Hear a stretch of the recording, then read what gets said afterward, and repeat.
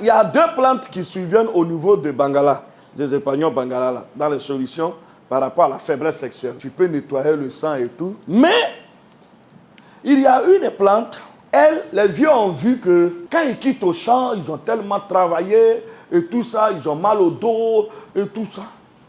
Donc, ils ne sont pas endurants. Donc, ils ont fait leur recherche sur des générations, près de 70 ans.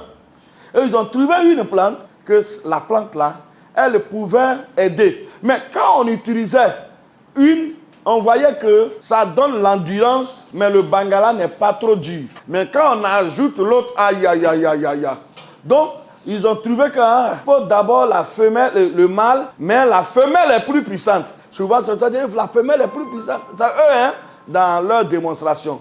Moi, quand j'ai pris aussi ces plantes-là, à l'université, au labo, j'ai trouvé la réaction de cette plante. C'est-à-dire que quand tu la mets pour oxygéner, pour faire circuler les plaquettes, mais quand tu ajoutes l'autre, tu vois que quand le sang circule, il est beaucoup plus oxygéné, mais il oxygène beaucoup vite les nerfs. Il nourrit beaucoup plus les nerfs.